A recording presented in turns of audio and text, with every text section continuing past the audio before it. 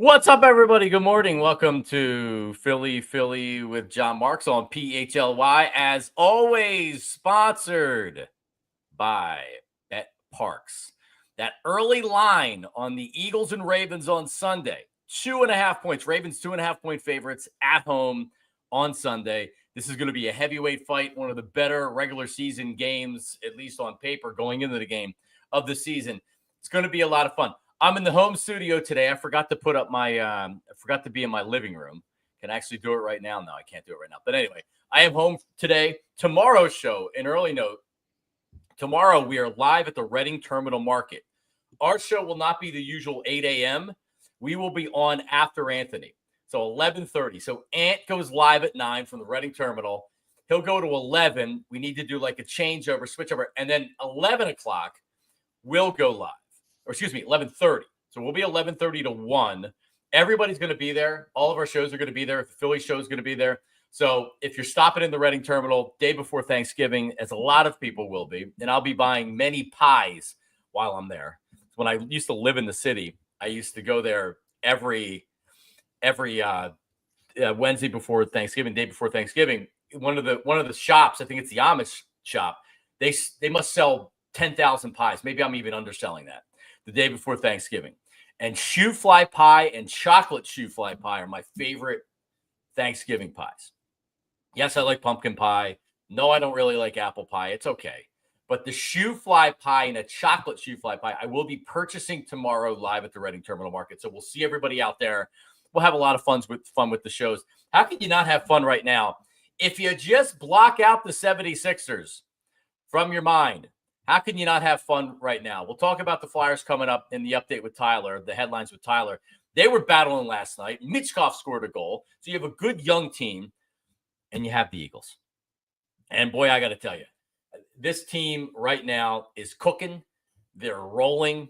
They're relentless on both sides of the ball. I mean, really, anything you're looking for to believe like this is a championship type team, the way that they play, they are a championship team. They are. Head-to-head against the Lions, I'm just going to say that is a unbelievable matchup because I believe the Lions are really good as well. But, like, it's sustainable. That's the difference with what this team is right here, is that if you're going to try to take away Saquon Barkley, then they'll beat you through the air. If you're going to worry about Devontae, A.J. Brown, I wish I had a third wide receiver to name right now, Dallas Goedert, they'll run you with Saquon Barkley. And with Saquon, you can bottle him up for the first half. We've seen this now. And then any play, he can take it all the way, which we haven't had that dynamic. And Shady wasn't known for his speed. He didn't have the speed that Saquon does. But Shady could take one to the house. Miles Sanders really wasn't that guy. We didn't see that last year with Swift. You give him a crevice or a crease, and the offensive line blocking the way they're supposed to, bang, he's going for a touchdown. So with the rest of the NFC being weak right now, and it's really the Lions and the Eagles, and you hope the 49ers, you put them out to pasture. You don't allow them to hang around. The problem is the NFC West isn't very good, so everybody's there. So even with the 49ers being under 500, the Seahawks, if the playoffs started today, the Seahawks at 6-5 are your division winner. So it could be Arizona, could be the Seahawks. The last thing you need is the 49ers figuring it out late and getting into the playoffs. We're not going to worry about that right now. Here's what I'm going to worry about. Not really not a worry, but something that I've been thinking about, which is Saquon Barkley. So stay with me here for a second. We all agree when I say this is sustainable, what we see out of this Eagles offense right now, combined with how dominant their defense is, like you can win with this. You really can. But what happens if you were to lose Saquon Barkley? And I'm not trying to put the injury hex on him at all, right? We talk about Saquon MVP. I would love to see Saquon win the MVP. I really would. The only player we didn't want to see win the MVP in Philadelphia was Joel Embiid because we didn't want him to win the MVP without winning something in the playoffs first, right? Bryce Harper, we rooted for him. Zach Wheeler. Hey, I don't care if Chris Sale won the Triple Crown. He should be the Cy Young. So we want our guys to win the awards. And no different with Saquon. right? He is putting up an unbelievable season. Right now, I believe he's the MVP. It's between him or Josh Allen. And like, you can't, it's such an unfair award because if you take Josh Allen off of the Bills, how good are they? If you take Saquon Barkley off of the Eagles, they're probably still a playoff team, maybe even the division winner. But it's what separates the Eagles from being, yeah, they're a playoff team too. Wow. Everybody around the NFL, media, former players, everybody looks at the Eagles and says, wow, with Saquon Barkley, that team's very, very good. So the MVP is important. I'm sure it's important to him in some ways, and it's also important to the fans in some ways, right? For him to win the MVP, if he breaks the rushing record, he's going to get it. If he breaks 2,000 yards and the Eagles continue to win the way that they're winning, he could get it. I think there's more of a chance he gets it than he doesn't, because that 2,000 yards, especially in today's game, is really, really special. To win it as a running back, you need to have a special, historic type season. You don't need that with quarterbacks. But when you look at the rest of the NFC and you look at how everything stacks up, other than the Lions, who you're a game behind and you're chasing for the number 1 seed, the number 3 seed, Seattle. You don't have to worry about the Vikings, what they're doing, because they're in the NFC North. So the best that they can get is the top wild card spot. So even though they have the same record as you, and everybody's going to be bitching and complaining, the wild card should be able to be the number 3 seed. They shouldn't be the 5. That's so unfair. Like, it is what it is. So really, outside of the Commanders winning out and you losing a bunch of games you're not supposed to, the Eagles are very comfortably going to be the number 2 seed. And now it's a fight for number 1. And we went over the schedules last week. The Lions don't have a very difficult schedule. Their toughest games are at home, to where the Eagles have a tough game coming up on Sunday against the Ravens on the road.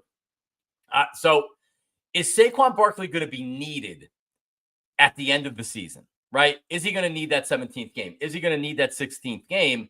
And I really hope not, because honestly, the formula that we talked about, Saquon running the ball and being the best running back in football, Jalen Hurts not needing to throw the ball 40 times a game or even 30 times a game, playing off of the run, chewing up clock, keeping your defense off the field. And then when the defense is on the field, they're dynamic and they're fast and they're athletic and they're young. The most impressive thing from this season is Saquon Barkley and the Eagles defense and the strides they've made in just a year, and Vic Fangio and the great job he's done with them. But if we agree the formula is that, what happens if you take Saquon Barkley out of the formula? Kenny Gainwell and Shipley? No, you're going to run a completely different offense. So gearing up for the playoffs, Saquon Barkley, he had over 30 touches. He's been piling up carries and yards, most carries in the NFL. Like, wouldn't it be a little bit better if you stopped using him as much? The usage on Saquon Barkley needs to come down a little bit. And if that means the last couple of weeks of the season, or that means like after the Ravens game, you have to have Saquon Barkley as healthy as possible heading into the playoffs, because he gets nicked up. We've seen the high ankle sprains. We see the ankle sprains. Any type of lower body injury with Saquon Barkley. And it's not like that he's a finesse runner. He runs inside. He takes on contact. This dude is unbelievable. If he's not healthy or he's not in the lineup, this team's not winning. They have to totally change what they're doing. So they have to start looking at that with Saquon Barkley, because as much as the MVP, and if he runs for 2,000 yards, he's probably going to get the MVP, but it doesn't mean that he needs to get the MVP. And if they're fighting for the top seed and they're going down to the last game because that game matters, you know what? You got to put Saquon Barkley out there. He's going to play. I'm not asking you to load manage him like the 76ers. But, man, you got to realize how many carries he's taken this year. And you got to kind of protect him even from just wear and tear. And all it takes is one play. All it takes is one move. And you've totally changed what this team is and the entire dynamic of this offense. As we welcome in Tyler Zuley, who is celebrating a big Penn State win over the weekend. Saquon Barkley, former Penn Stater, running the NFL. It's got to be a good time to be Tyler Zuley. What's up, man? Yeah, I said that to Jamie yesterday. I was like, it's a weird feeling to be able to have one of your favorite players from a team that you were in school when he was there, right? It's not like now, right? I have guys on this Penn State team that I think are fun to watch. They're great to watch, but I'm 30, I'm almost 31. Like, there was a connectivity between my student body and Saquon Barkley because we were both students at the same time, right? To be able to go from a Penn State, that connection in Penn State, then there's a massive fall off because he's with the Giants, and now he's with the Eagles. This is a really, really cool feeling as a Penn State and Eagles fan. The one thing I will say that I do have to take pause with your opening was, you mentioned like one tweak, one misstep, one whatever could be the difference in injury or not. Season. You could say that for everybody though, right? Like that's sports, right? You know what I mean? Nah. So like I can't. But you can't say that with everybody. Jalen Hurts, right? Like, you lose an offensive lineman, you lose an offensive lineman. They've done that before and won a Super Bowl. They lost Jason Peters. This is different, man. I'm not saying you got to put him in a bubble and not play him, but you need to give him does he need 30 touches a game? Well, I get what you're saying. My thing is, like, until that they are capable to say we don't have to worry about this game, or we don't have to like you mentioned, if you've already locked up a seeding or you've locked up the division, sure, you could take some of the load off the running back for a game or two or whatever the case may be, or get them rested heading into the postseason. But this game this weekend is an important game for both teams. You still have a game with Washington. You still have a game with Pittsburgh, a very, very good football team. Like you could theoretically say we could beat Carolina with a 65% of the touches that he saw against the Rams. You could say that about Dallas potentially. You could say that about the Giants potentially. But when you're talking about games that are against the better teams that you still have left on your schedule, you've really got to just lop off these wins where you can get them, because yeah, you're right. The likelihood is they're probably going to win the division. They're going to own a tiebreaker or currently own a tiebreaker over Washington because they've beaten them. Plus, Washington lost to Dallas this week. So there's incentive or an extra, half a game added in there. But at the same time, like if the requirement to win any one given particular football game is to use your best player, and Saquon Barkley right now has seemingly been their best player, I think you have to rock with the formula that works, because you can't allow a slip-up game, especially within the conference, right? You can't lose to Carolina. Not that I think they're going to, but like if the game were to play out dramatically different than we expected to, you can't go, well, it's the Panthers, let's just, have them take a back seat. You can't lose a divisional game that, you think you can have in the bag to continue to aid in your quest to win the division. I get your point, right? It's a lot of touches. I think we can all agree it's a lot of touches for Saquon Barkley, but you have to do it within the construct of like not allowing games to slip away. Yeah, sure, I agree. I'm not saying that to put him down. You have the number 2 seed locked up, so I mean, and I get it. You want to be the number 1 seed, but you have the number 2 seed locked up. There's nobody winning the number 2 seed, right? Like you have the team that's closest to you right now is the Seattle Seahawks at 6-5. They're currently the 3 seed right now. Lions 1, Eagles 2, Seahawks and Falcons both at 6-5 are your 3 and your 4 seed. So you've got that locked up. Just be mindful of the usage, and games will dictate it. If you're in the fourth quarter of a close game, Saquon Barkley's not going to be on the bench. I get it. Hopefully this takes care of itself. All I'm saying is that be mindful of it. Be mindful of it. This isn't 1992 where your running back, Ricky Waters, is getting 30 carries a game. Saquon Barkley's been unbelievable. If something happens with it, then you're going to be like, damn. And you know what, Tyler? You're probably right. It's not something you can control.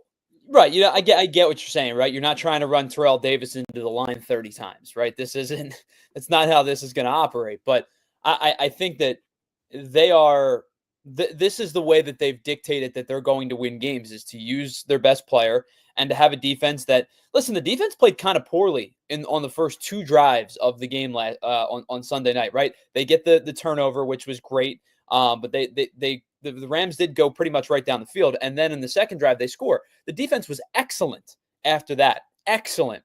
So if your way to win is to use your best player and to run and to play really good defense, that's a pretty good formula to success. But you're not just I can't say, hey, throttle back just because you feel like you should run away with the 2 seed. And you should, right? You're right. The 2 other division winners are not in the same stratosphere as you, and you're playing substantially better football than the NFC South division leader and the NFC West division leader. With that being said, I do think you kind of want to put the foot on the pedal a little bit and make it a 4-game lead for the 2 seed with 4 games to play, right? Where it's almost inconceivable for you to lose that 2 seed. Well, and the Falcons own the tiebreaker over you, so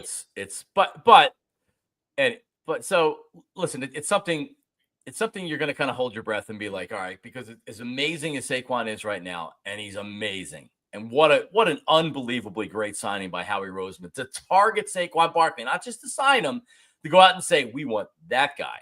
So to everybody around the NFL, all the pundits and the media members, and God, it's so fun watching Giants fans squirm. And we didn't want him anyway. Like, it makes sense that the Giants wouldn't have re-signed Saquon Barkley, right? Like, where are they as a franchise? It makes sense.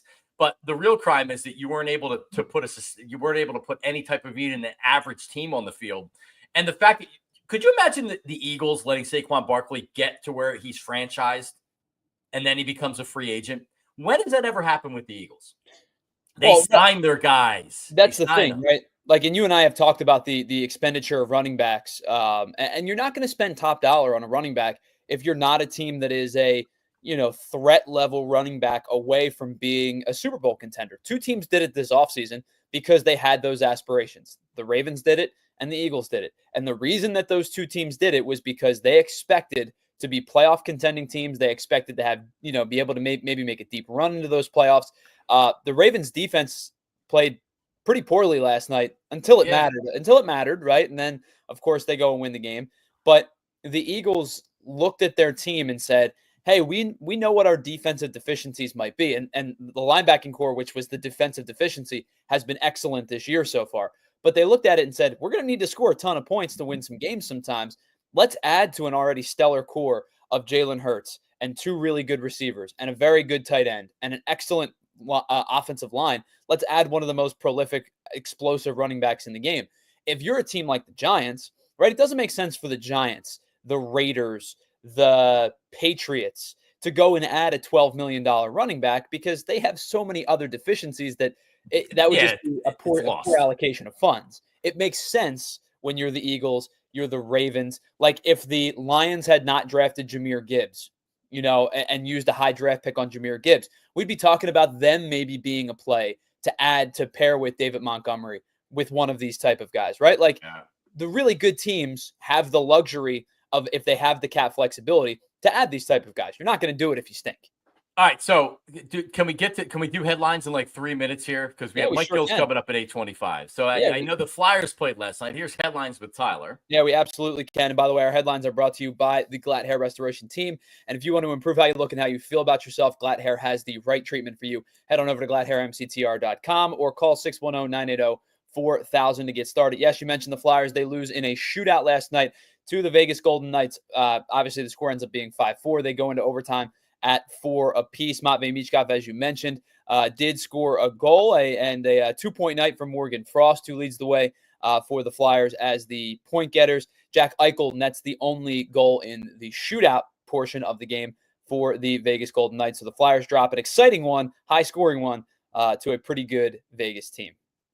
Just that I want to be entertained, Tyler Zuli. That's what we asked for at the beginning of the year. Just entertain us. Let's see the potential. Let's see your young players, and that's what we're seeing. Yep. And losing in a shootout to a team that is built to win right now, to me, is a win. Right? Like last night was a box check. Like that was that. Now at some point they'll figure out ways to win that game. But man, Michkov scoring, you got a little bit of everything that you needed last night. So. Shout out to the Flyers. Another good. Yeah, we briefly brought up the Ravens. They conclude the Week 12 slate of the NFL season with a 30-23 win over the LA Chargers. They scored 13 points in the fourth quarter after trailing 16 to. They were up. 16 to. I don't know. Math is hard. They were up 17-16 heading into the fourth quarter. Lamar Jackson, 177 yards, 2 touchdowns. Justin Herbert threw for 218, but no scores. The Ravens win this one. They improved to 8-4. The Chargers fall to 7-4 on the regular season. Eagles and Ravens next week, as you mentioned, 2.5-point line in favor of the Ravens early in this week. All right, coming up, we have Mike Gill from ESPN Radio Atlantic City. He's going to join us. The Brandon Graham injury, God, my heart breaks for him. But where does Mike see the Eagles right now? And Saquon Barkley, the MVP of the league. It sure looks like it.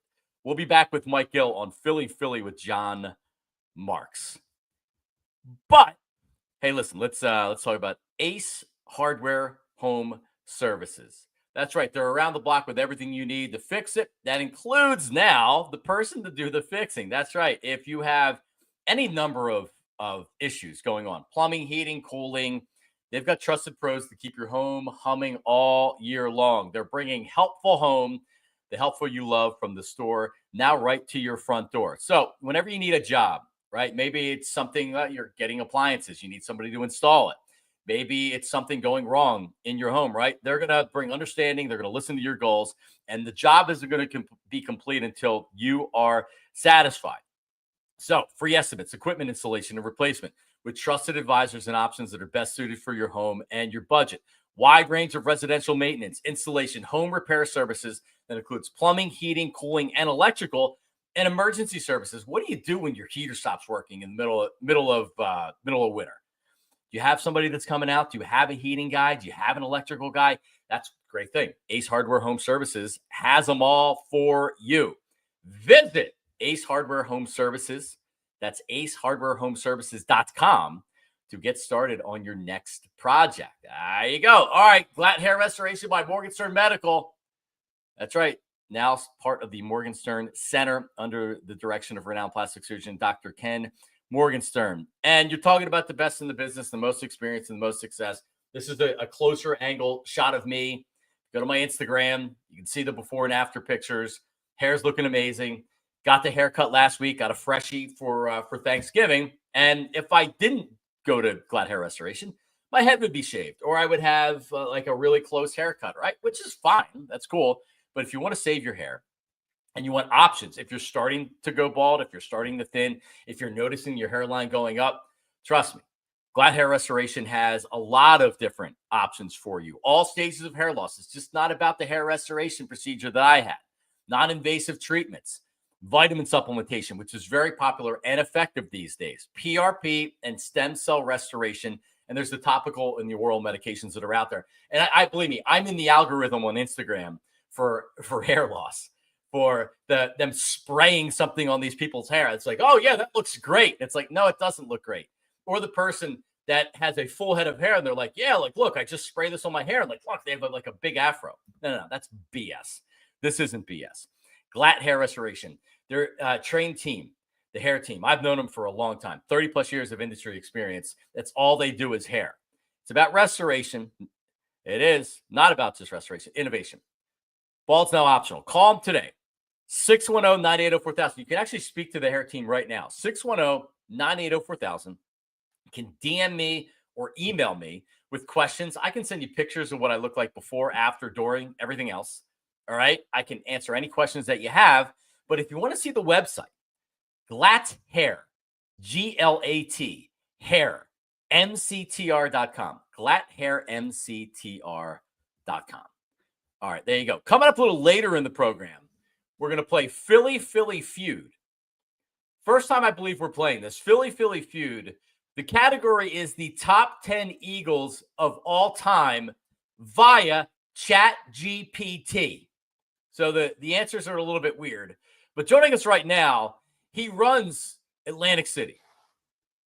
Just like who was the mobster that was the concrete guy in Atlantic City back in the 80s? Oh, little Nicky Scarfo. He got expelled up here and he went down Atlantic City and he built all the casinos. That's what Mike Gill does currently in Atlantic City. ESPN Atlantic City. You can listen to him every afternoon. What's up, Gill? I'm just checking my hair after that read, man. Am I all right? You got good coverage for being an old dude. Yeah, I think I made it. You did. You have a beautiful girlfriend. So, like, what do you care at this point? If it keeps going, unless just going to leave you because of your hair. But yeah, you're doing all right. Look at you. I'm doing all right, Johnny Marks. What's up, brother? All right. So the last time I had you on, we were still kind of bitching about the Eagles. And then I did the thing where I take a step back and I say, all right, let's get out of Philadelphia for a second. And we were really being fair with this team. They only have 2 losses on the season. I wanted Nick Sirianni fired a time or 2 during the year, but this is a really good team, and they're just kind of coming into their own. Now, fast forward a couple weeks, they won 7 straight games. They're clearly it's the Lions and the Eagles, I think in the NFL, but certainly in the NFC, and they're primed for kind of a showdown with the Lions. How good do you think this team is? Is this something that is sustainable into the playoffs? I think the interesting part about this, it was right this time last year is when they all fell apart. I think they were 10-1, that 11 games in. Now they're 9-2, and it just kind of fell off. How good is this team? I think, John, they're actually getting better. I think this team is improving as they feel more comfortable in the defense. As some of these rookies, everything slows down for them a little bit more. But the offense scored 37 points this week, the most they've scored in a game with the Bengals game. And that was without Devontae Smith. I still think they're just kind of peeling the layers off this offense to continue to get better. So I feel better and better about the offense every single week. The defense is interesting. The Graham injury, where does that put this defense? What does it do for that?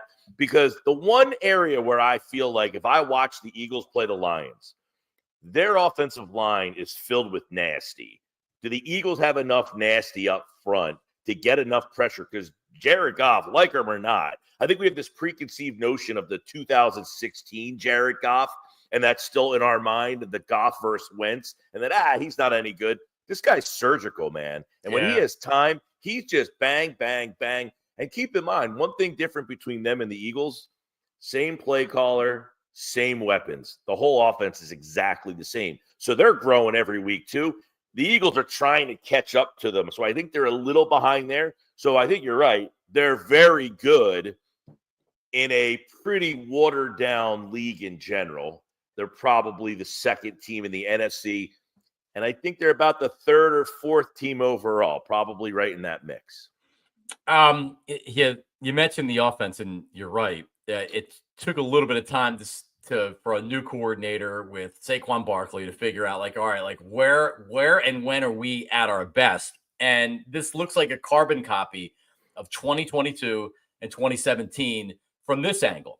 In the second half of those games, those teams, they would wear you down, and then they would just run the football. And it was one of these things where they're saying, we're going to run it.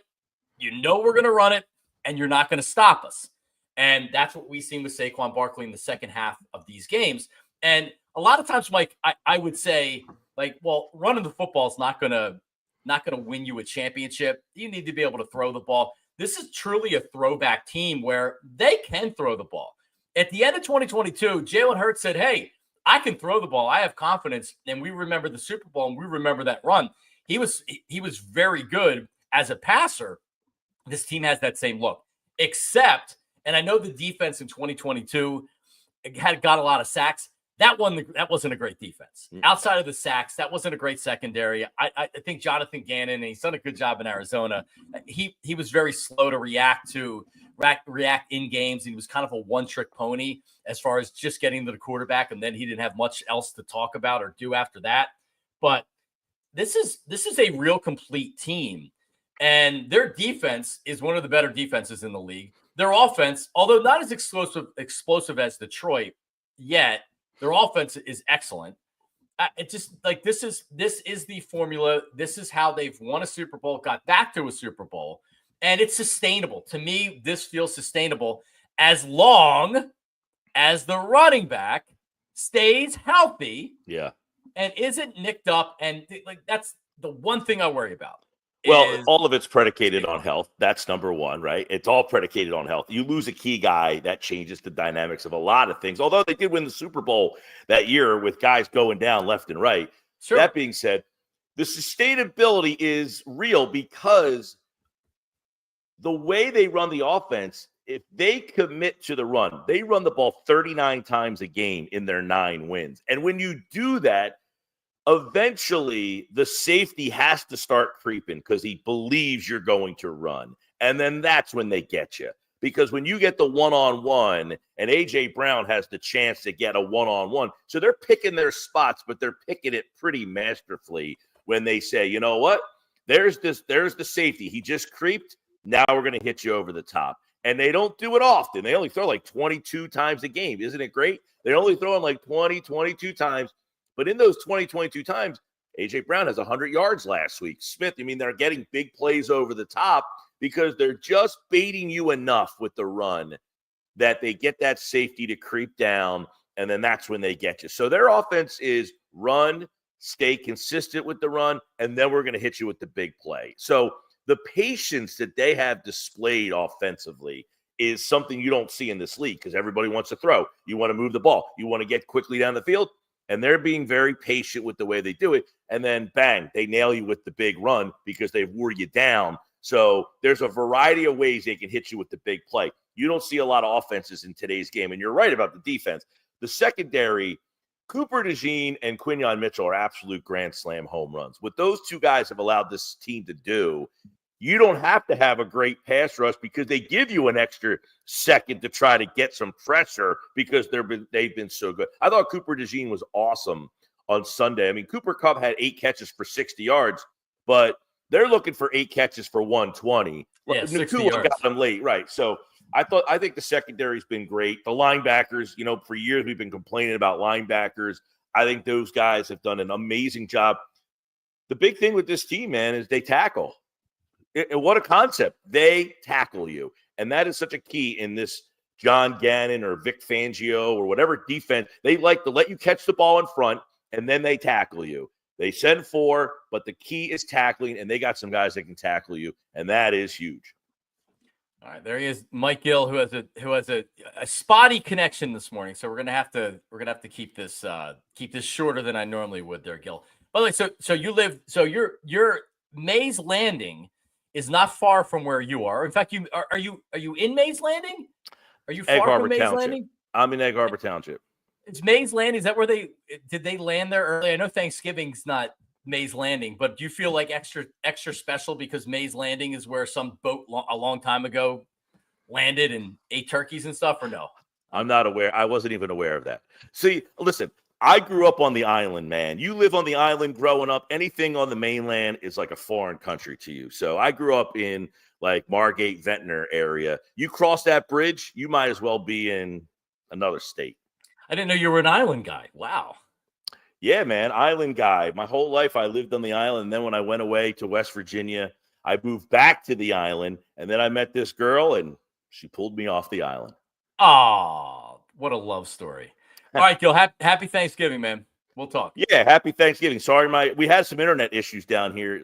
A raccoon blew up the transformer in Atlantic City the other day and knocked out our radio station, by the way, is a mess right now because of all of the internet issues. Now, I'm assuming the raccoon didn't survive.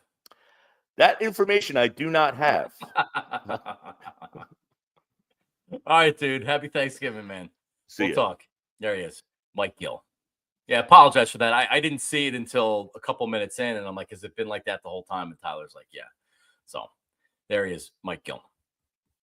Live from Atlantic City. Man, a raccoon was chewing around on the transformer. I can't imagine the raccoon survived that incident right there. How do insurance companies go about that? Hey, all of our lines are down because they were eaten. Right. By a raccoon. I guess it's Right. something that we don't. It might happen quite frequently. Why is a raccoon eating in a transformer? Was it maybe trying to hide in a transformer or something? I don't know. Well, that's unfortunate. Poor raccoon. Not that I like raccoons. When I lived in the city, I was in the rear apartment on the first floor. And so I had a back patio. It was a nice little back patio, but it's also like raccoons where it was like every night you would see this raccoon, and it would be like, I had a dog, so I would put her out on the back patio to like pee real fast just because it was easier. and you would just see the eyes of the raccoon at night. They'd be looking at you, go, and my dog wanted to kill the raccoon because she was a Jack Russell.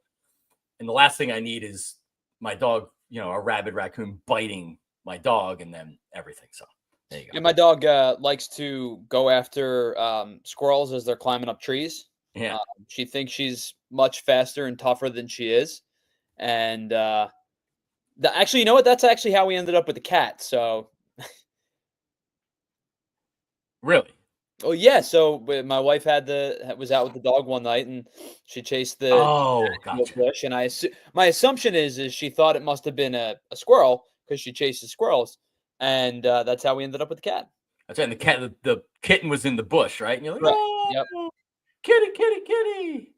Yeah, my Lexi, she caught a squirrel. It was a younger squirrel, but she got one in my parents' backyard.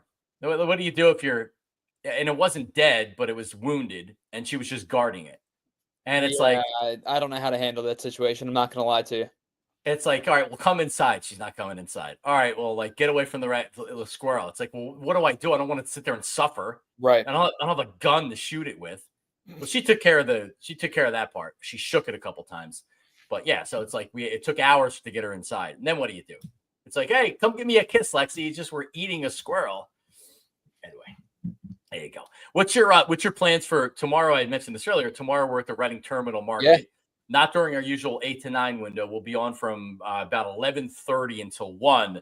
What now? You got the baby at home. Is it an easy day for you? John, I was just going to say we have a 1-month-old at home. Nothing changes. It's just a timing difference. Somebody asked me the other day. They're like, "Hey, what are you doing? What are you doing for Thanksgiving? Like, what are you doing for the holidays?" I'm like, I have a small child at home. My days are all the same. I either go to work or I don't, but they're all the same after that. Right.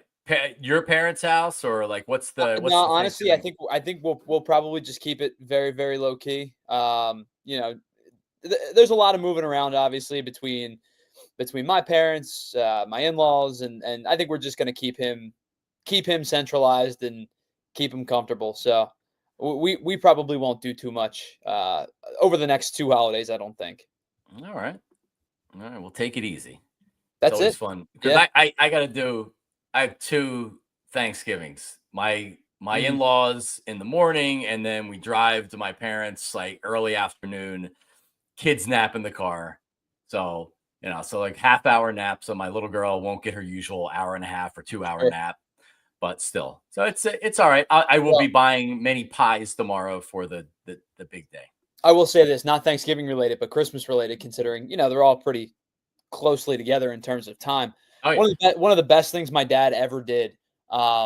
He very early when my brother and I were kids basically said, "Hey, we're hosting Christmas. You can come or don't, but I'm not taking my kids away from their house on Christmas."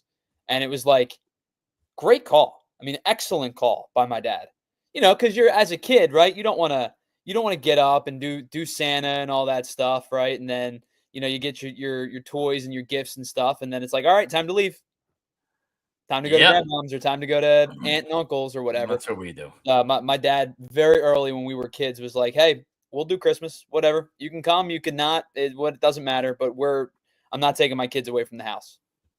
All right. Well, listen, coming up, we're gonna play the Philly Feud. That's right. Today's category, the top 10 Eagles of all time via ChatGPT. Oh, goodness. Some of the answers are truly ridiculous.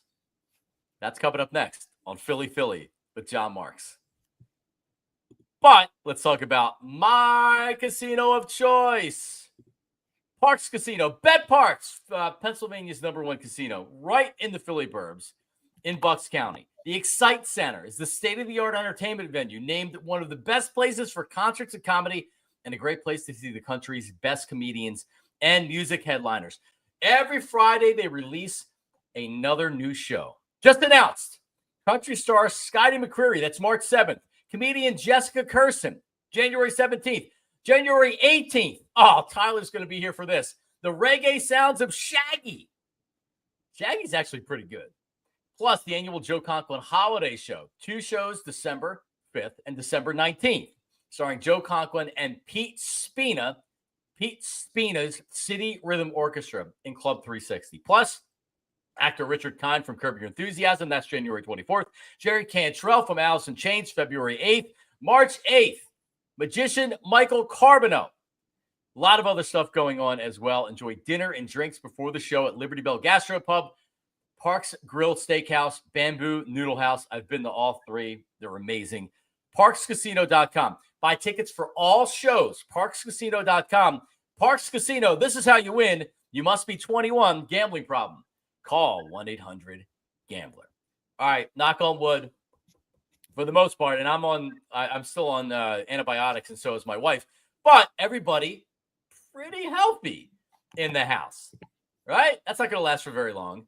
Rite Aid, get over there right now for a flu shot, right? Because we have the holidays coming up. You get your flu shot at Rite Aid, it reduces the chance of getting influenza, right? And while at your pharmacy, check out the other vaccines that you'll be getting. Stay up on all of your vaccines. You can ask your pharmacist for a vaccine review or recommendations. The CDC recommends a flu shot every year because a person's immune protection from vaccination declines over time. You can protect yourself against the flu by getting your annual flu shot at Rite Aid. According to the CDC, flu vaccination may reduce a child's risk of severe life-threatening influenza by 75%. So help protect your family by getting flu shots at Rite Aid today. And when you're in, I'll do what I do. Stock up on everything. Cough, cold, flu, allergy essentials. Rite Aid has what you need to get through the season. And I just wander the aisles at Rite Aid in Royersford looking for deals. Even if I don't need it, if it's a deal, I'm probably buying it. That's correct. Rite Aid. Just walk into your local Rite Aid or schedule at riteaid.com. State, age, and health restrictions apply. Ask your Rite Aid pharmacist for details. All right. Well, there you go. So we're going to play Philly Feud. And you can play along at home as well. Tyler, if he wants to, can pop some of the comments up. And this is like this is an easy one, but the answers aren't easy because it's Chat GPT. For people that don't know what Chat GPT is, it's essentially AI. So not Allen Iverson or Andre Iguodala. So it's like I will put in. The criteria I asked was the top 10 Eagles of all time, and it spits out 10, and it even gives the reasons for the 10.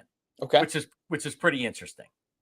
All right, so the top 10 answers are on the board. Tyler Zulli. Okay, top 10 answers are on the board. Hang on a second. I got something here that we can start with, and we'll be okay with this. Nice. There it is. All right, so top 10 answers are on the board. The top 10 Eagles of all time. Name a top 10 Eagle, Tyler Zulli. Let's start with Brian Dawkins. Brian Dawkins.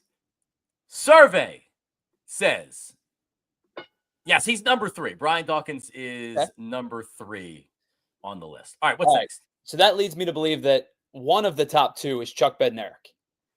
Chuck Bednarik. Survey says number 2. Good job. And by the way, you get 3 strikes, and then if at the end of 3 strikes, if you don't have all 10, you lose. Okay. Reggie White. Reggie White. Survey says, of course, number 1, one of the best players of all time in the NFL. Reggie White, number 1 on the list. What do you got? Okay, so those are, I think, probably 3 of the obvious ones. Correct. Let's go with, see, I don't know how ChatGPT is going to respond to this guy. 3 seconds. He should be on the list. Let's go Donovan McNabb. Donovan McNabb. Survey says. Really? You're kidding. Listen, you can think what you want about McNabb, but he is a top 10 Eagle of all time. Survey said. Over these some of the players on this list. Now, let me ask: is this their Eagles tenure, or is this the best players? Eagles tenure. Okay, because I was going to say like T.O. is a top 10 player in Eagles history, but he's not a top 10 Eagle of all. All right, time. so I'll look at the list right now, and T.O.'s not a top. You're right. T.O.'s an unbelievable player, but because he was really here for a year and a half, right? So there is 1, 2, 3. One is an old school offensive player. Okay. And yeah, from there. And All one right, so old school offensive player. Let's go Steve Van Buren. survey says, yep, number 4. So you've got the top 4. Okay. So we have Reggie White 1, Chuck Bednarik 2, B-Dog 3, Steve Van Buren, who was a great running back in the 60s, 50s and the 60s. Ray Dininger would be able to tell us a lot about Steve Van Buren.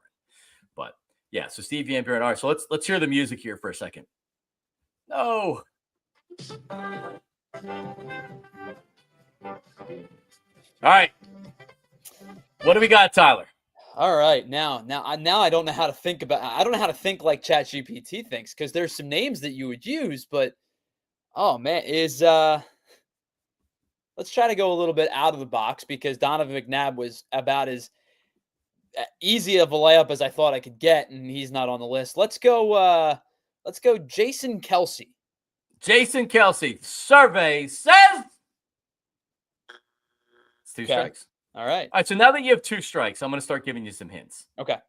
All right. One is an offensive player. Before I do anything else, I gotta assume Harold Carmichael is on this list, but I'm not gonna make that a guess because I don't know how this thing's thinking anymore. It's not thinking well. Survey says you're kidding me. Harold Carmichael, Hall of Famer, not on the list. You're kidding me. However, there are 2 wide receivers on this list. One is in the Hall of Fame. 5-time Pro Bowler who played for the Eagles from 1957 to 1963. 57. Norm Van Brocklin. He was not a wide receiver. It's just the first name that came to my head. White guy. Tommy McDonald. Okay, that makes sense. All right. So we have Tommy McDonald 6. Number 5 is also a wide receiver. He played on the Super Bowl team. Again, this is via ChatGPT. Played on the 2017 Super Bowl team? Yes. And is a wide receiver?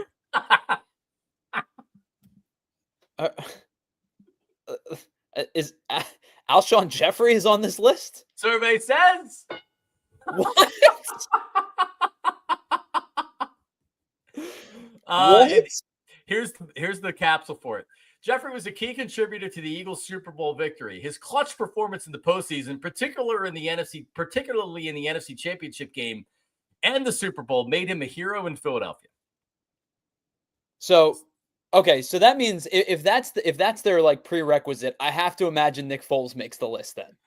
Survey says. What are they doing with this list? And listen, I don't think Nick Foles is a top 10 Eagle of all time, but if you're putting Jeffrey on there, how do you not put the quarterback on there? There is a quarterback on the list, though. So it's got to be Randall then, right? Randall Cunningham. Survey says. What is this list? He played in 2017. All right, so Van Brocklin's not on the list. McNabb's not on the list. Quarterback from 2017. But you're going to tell me that Carson Wentz is on the list. Survey says. This is a mess. This is a disaster of a list. Disaster. All right, what's next? All right, so we have Carson Wentz at 7. The remaining. I don't know. They put David Akers on the list or something ridiculous. Survey says no. All right, last 3 on the list. So far, Chat-GPT, Reggie White 1, Bednarik, B-Dog. All 3 of those make sense. 100%. Players, Hall of Famers. That's probably the 3 best Eagles of all time, right there. Steve Van Buren, fine with it. Alshon Jeffrey at 5 is obviously silly. Tommy McDonald is a Hall of Famer. Sure. I wouldn't put him at 6, whatever. Carson Wentz at 7. The remaining 3, one played during the McNabb era. One played during the after McNabb era.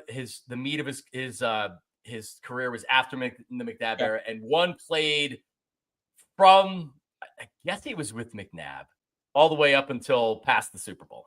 All right, so played in the post McNabb era. I would go LaShawn McCoy. LaShawn McCoy. Yep, he's 10th. Yeah, he's a great running back. He's borderline Hall of Famer. No Yeah, issue with that.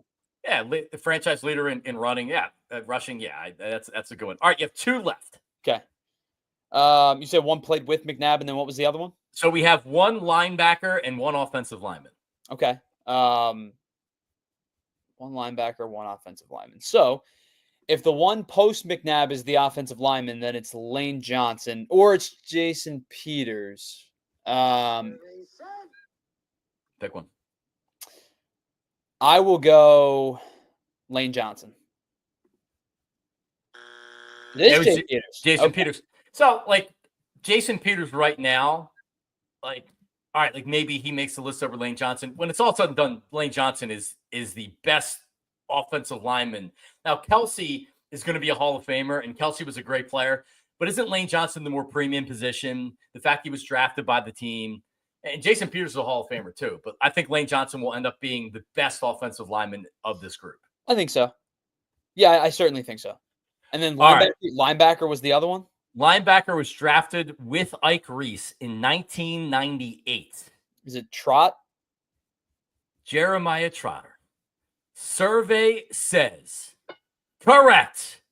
And Trot was great, but he, and he was really good, but he's obviously not a top 10 all time. It's a weird list because like half of it you're like, yep, totally makes sense, and then half of it, and then I would say like a quarter of it goes, okay, fringe guys, maybe you're having a conversation, and then you have Carson Wentz on the list, and Alshon Jeffrey, and I just don't understand what. I don't know what what is is winning a Super Bowl, like, is that number 1 for this chat? Because if it is, no. Well, I mean, I guess it would have to contribute to it. But again, like you said, Nick Foles. Right. Yeah. And like, and you're talking about like a positional premier position, right? Like left tackle for a right-handed quarterback is one of the premier positions in the NFL. It might be like the second or third most important position in the football. Game. Yeah. Lane Johnson has been amongst the league's elite tackles now for well over a decade. I mean, you're talking about a guy who was drafted, 2013, I believe. He was the 4th overall pick in 2013. And for now, he's going on his 12th season in the NFL. I mean, talk about a rock, just as steady can be for over a decade now. Never everybody wanted Deion Jordan. And I remember I was ready to move the heavens and the earth for Deion Jordan. I wanted him so badly. Yeah, I remember at the time that after the draft pick was made, my reaction was, it's like no one's going to be excited after they draft an offensive lineman, but a bona fide top tackle is much more important. And like, listen, defensive end and edge rushers are right there. So really it's not that much more important, but it's a matter of your evaluation of the player. Sure. And you thought Chip was going to do it. They didn't. And man, Deion Jordan was out of the game a couple years later. Lane Johnson's been the best tackle in football for a long time now. So here's 2 things that are crazy. Of that first round, there are 4 active players remaining. 4. And here's the top 10. Eric Fisher, who ended up having a serviceable career as a tackle, but wasn't Lane Johnson. Luke Jokel, who was not good at all. Deion Jordan, who, as you said, was out of the league. Ezekiel Ansah, Kiki Mingo, Jonathan Cooper, Tavon Austin, D. Milner, Chance Warmack. That's the top 10. Oh, my God. Bust. Oh, my God. Wow. Yeah, we had Chance Warmack. I think it was the Super Bowl year. Yeah, backup interior lineman. Yeah, like Milner wasn't any good. Most of those guys weren't. Ansah was like a decent pass rusher for a couple of years, like a situational guy. He wasn't wow. Yeah, I mean, he ended up playing like almost 100 games. Him and Mingo each played about 100 games. But Jokel played 50. Jordan played 63. Cooper played in 46. Milner, who I thought was going to be excellent, was awful and played 21 games. And I mean, you can continue to go down the list. And there were some serviceable players in the teens, right? Sheldon Richardson had a nice career. Yeah. Kenny Vaccaro was decent. And then you get into the later rounds, and probably the second best pick of the draft in the first round behind Lane Johnson, DeAndre Hopkins, right? He's 1 and 2, right? It's those 2 guys are 1 and 2, whatever order you want to put them in. Hopkins probably, could have a case to be a Hall of Fame wide receiver when all is said and done. Lane Johnson has a case to be a Hall of Fame tackle when all is said and done. The third best pick in that draft might be Cordero Patterson, and it took like 6 teams to figure out that he was better suited to be a running back than he was to be a wide receiver. Yep, and it had his most success as a kickoff returner earlier in his career, and then it's kind of like, and credit to him, he stayed in the league long enough to where he can. He's a Swiss Army knife. He's pretty good. Sure. I'm a fan of him. That 2013 first round was a disaster. The fact that the Eagles in the first 40 picks came away with Lane Johnson and Zach Ertz is holy cow, man, miraculous. Wow, yeah, 2 all-time players in your franchise. That's unbelievable. All right, in our few remaining minutes here, the 76ers aren't back until tomorrow night. Oh, man, I can't wait to spend my night before Thanksgiving watching the Sixers and the Rockets. A lot of fun. The headline on the Ringer: what if the Sixers' nightmare is just beginning? Oh, boy. Goodness. The 3-13. How many games do we continue to go before we say, no, the season's just, it's cooked? Well, you're tank, and Embiid should be out for the season. Tank. You have what, 66 remaining games on the season? You're talking about you're about a fifth, I guess you're about a fifth of the way through the season now at 16 games. You're probably getting close to the territory of, talking about not redeemable, right? Like we've been saying for a while, hey, they have a slow start. This is dreadful. This is no fun, but they should still find a way to be into a playoff team because of the fact that there's too much talent on the team when they're healthy to not be. And the East, some of the middling teams in the East are not particularly very good. You're getting further and further away from the beginning of the season. And yes, 66 games is an eternity, but you're getting further and further away from the beginning of the season, and things don't feel like they're improving. And morale seems like it's at an all-time low. And I don't I'm not a big use of the words vibes guy, but morale for this basketball team is pretty crappy right now. Embiid not playing on Friday. We did our show on Friday. We did. I don't think anybody thought that Embiid wasn't going to play, but the knee was swelling. The left knee was swelling. I had said this a few weeks ago on the show. I know it's not breaking news, but the reaction that I got from people, which is kind of like from Sixers fans, which is like the middle finger at Joel Embiid is never going to be healthy. Joel Embiid's not going to be healthy. That knee's never going to be good. Doesn't mean he can't play through it. But what we're watching right now, which is the knee is swelling, it hasn't responded. He sat out a bunch of games. He came back and tried to play. I wonder if this isn't something they're gonna yank him now, and he's gonna have surgery, or they're gonna give him extended rest. Because when Nick Nurse spoke about it, I don't know if it was before or after the game, their last game, Sunday's game. It wasn't, yeah, he's doing better and he should be good on Wednesday night or whatever. It was, yeah, he's a little bit better. This isn't not good. So if you're still expecting, and I see a lot of Sixers fans that are saying, oh, yeah, all the people that are jumping on the Sixers right now, like they'll be fine. And by the way, shout out to everybody that's watching on TV. If you want to watch more of the show, go to allphly.com. Thank you very much. But so if you think that this is just going to be, he's miraculously going to get healthy, Paul George is going to come back, they'll be 10 games over 500 by the end of the year, and they'll be dangerous in the playoffs. Like maybe they come back and they make the playoffs. I'm not telling you that can't happen. This is still a very good team if you get all the pieces down. The problem is getting all the pieces back and getting them together. And I don't know how you can look at Joel Embiid at this point with the left knee again giving him problems. I don't believe he's going to play tomorrow night. And what's the next thing that drops? Well, we're going to sit him out.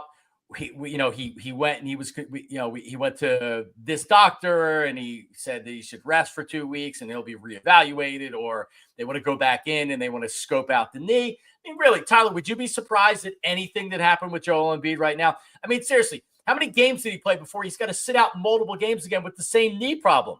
If you're just looking at it logically, the knee's not okay. And he's not going to be okay. He's not all of a sudden going to be like, oh yeah, he'll be back on Wednesday and he'll be fine. No, this is trouble.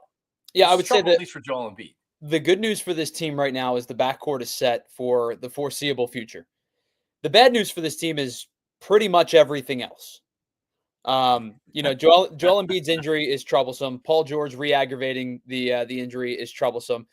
I don't think Nick Nurse has been particularly good. I think he's been better in the last couple of games, but I don't think he's been particularly good this year. The depth that we thought was going to be much improved with the signing of guys like Caleb Martin and bringing Andre Drummond back. The only guy that's, part of that depth unit that's provided you anything is Yabu. And how much can you expect from him extra, right? He's played above his head. He's been excellent. They've gotten a lot from Yabusele so far. But the depth has been questioned. The rotation has been questioned. The injuries are a problem. As we mentioned, the morale within the locker room, who knows how good or fractured or whatever it possibly could be. The good is your backcourt, right? Jared McCain's been excellent. Tyrese Maxey returns from injury. And I expect him to kind of continue to get back to Tyrese Maxey form. Outside of that, I don't have a whole lot to hang my hat on right now.